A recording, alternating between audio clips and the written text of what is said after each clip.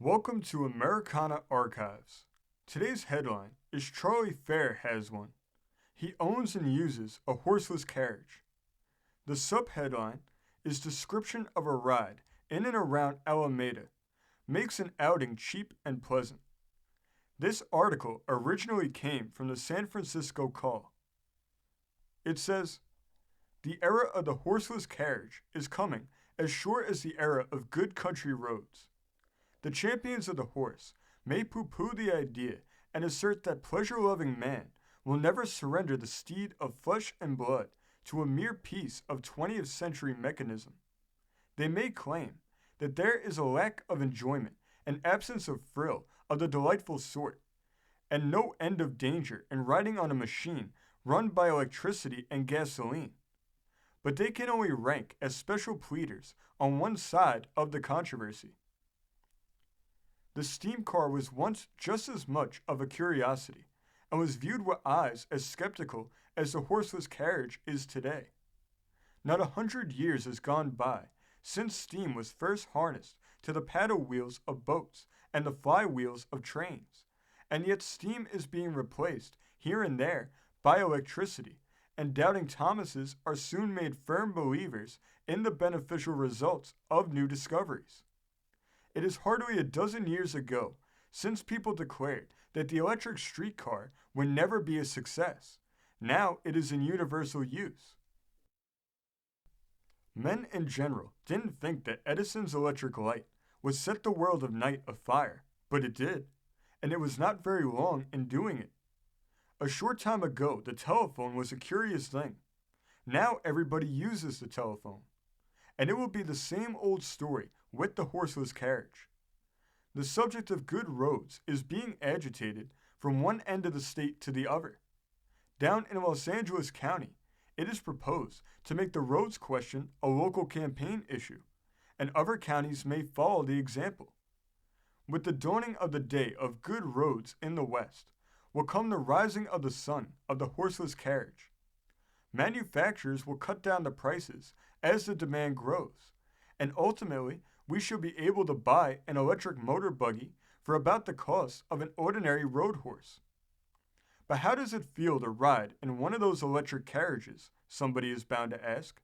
Doesn't the thing shake you up and deafen you with noises that keep your nerves on edge? Is it hard to steer? Don't you have serious trouble turning corners? Aren't you constantly in fear of colliding with some vehicle or other, or of getting upset by running into a chuck hole? All such questions may be speedily answered by the experience of a call man who made a special trip in a horseless carriage for the very purpose of describing all the relative sensations. He was accompanied by JMO of the California Gas Engine Company, who is planning to build a number of horseless carriages. The vehicle in which the trip was made is the one belonging to Charlie Fair, being the first of its kind west of the Rockies.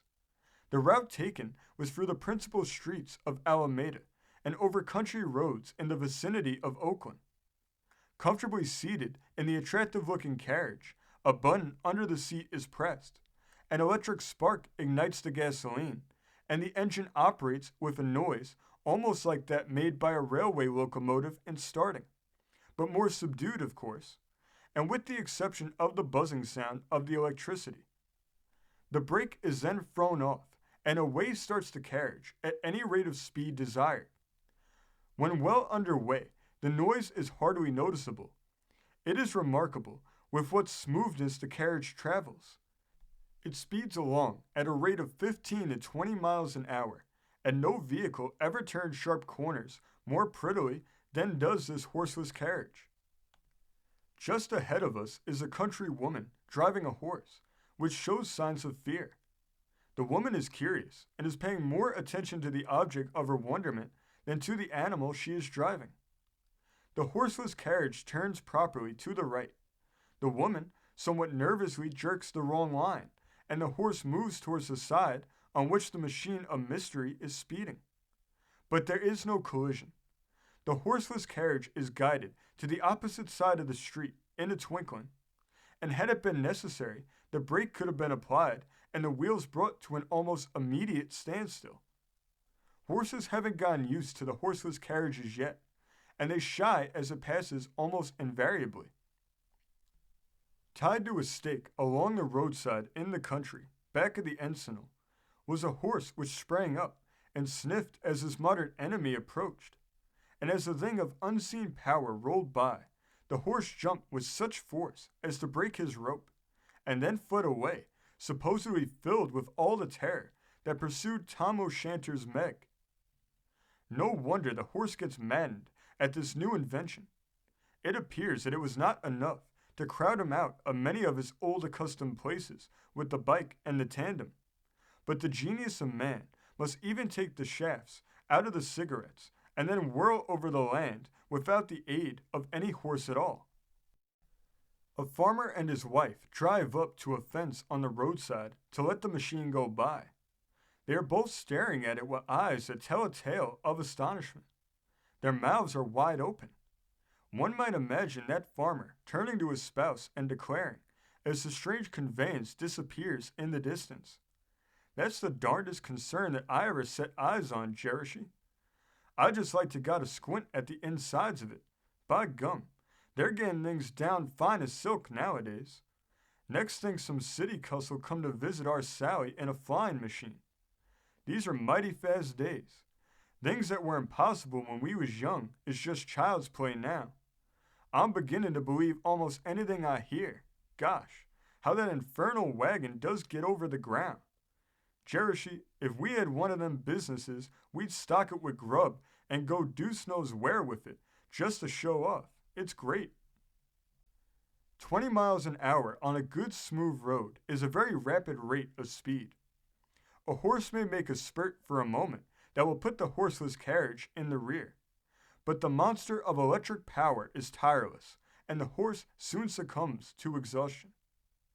With the electric carriage, you may ride all day and all night, and it is destined to be a most valuable thing in an emergency that requires quick travel over a long distance and where trains are not available.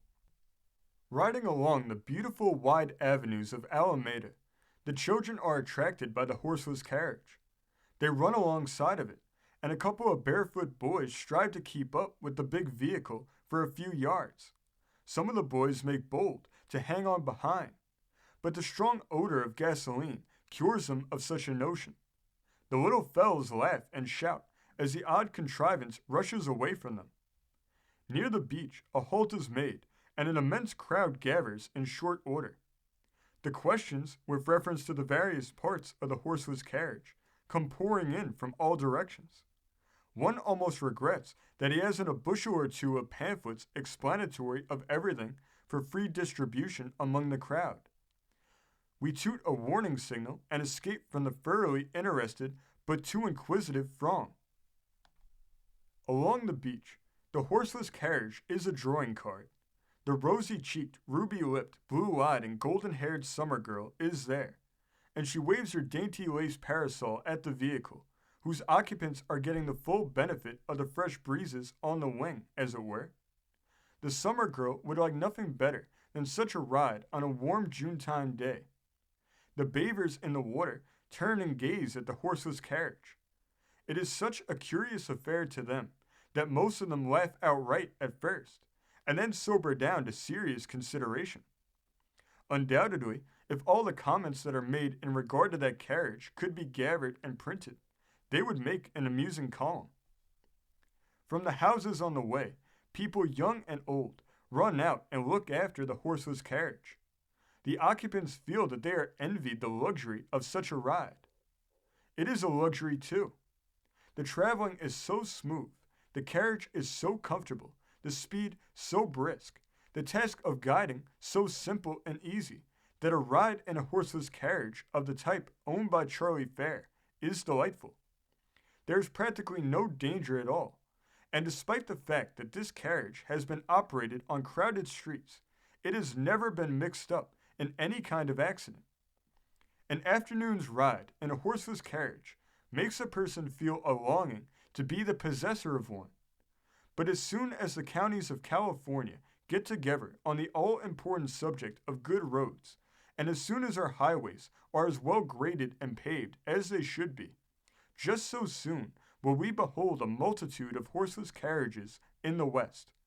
Then the stable keepers will invest in them, and the bicycle will have a strong holiday rival in these pleasant vehicles, of which at present there is only a sample or forerunner in the Golden State. This story came from the great state of Hawaii, being reported in the Hawaiian Star of August 8th, 1896. Thank you for joining us today. If you want to continue to uncover all of America's lost and forgotten history, then remember before you leave to hit the subscribe button, hit the notification bell, and remember to like and comment below. And we will see you next time on Americana Archives.